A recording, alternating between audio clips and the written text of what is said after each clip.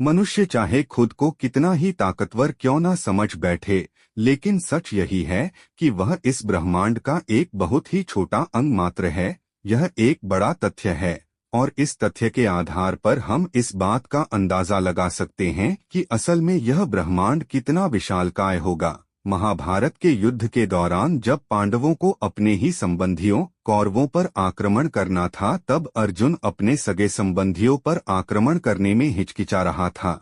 उस समय उसके सारथी श्री कृष्ण ने उसे अपने विराट रूप के दर्शन दिए। यह रूप इतना विराट था कि उसमें समस्त ब्रह्मांड समा गया था और अर्जुन को कृष्ण के उस रूप में ब्रह्मांड के तीनों लोकों के दर्शन हुए थे।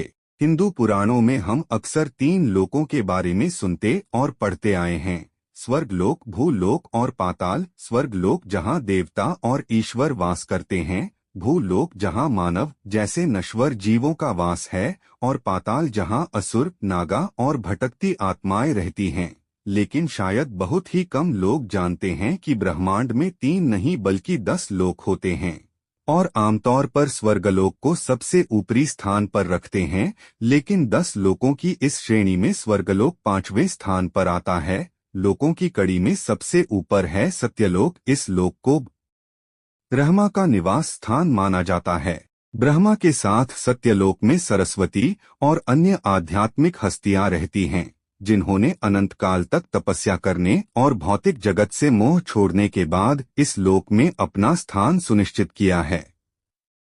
सत्यलोक से 12 करोड़ योजन 4 कोस का 1 योजन नीचे स्थित है तपोलोक, जहां चारों कुमार सनत, सनक, सनंदन, सनातन रहते हैं। विष्णु के पहले अवतार माने जाने वाले ये कुमार ज्ञान शक्ति को दर्शाते हैं।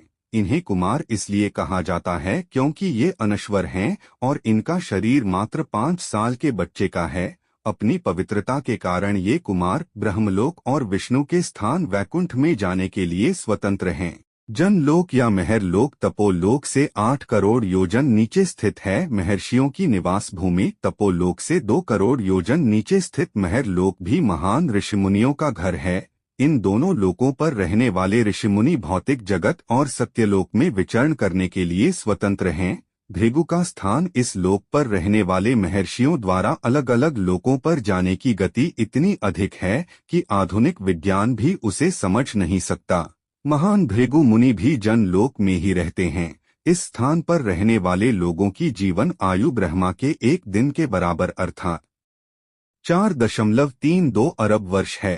कर्मों के आधार पर यह निश्चित होता है कि संबंधित आत्मा अपने सुकर्मों की वजह से ब्रह्मा लोक में जाएगी या फिर जनलोक से नीचे स्थित देवों के स्थान पर पहुंच जाएगी। आमजन जिसे सबसे ऊपरी लोक मानते हैं, उसे जनलोक के बाद स्थान दिया गया है। स्वर्गलोक 33 करोड़ देवी देवताओं का स्थान है। बौद्ध धर्म में इन 33 करोड़ देवी देवताओं को त्रयस्त्रिंशत् कहा जाता है।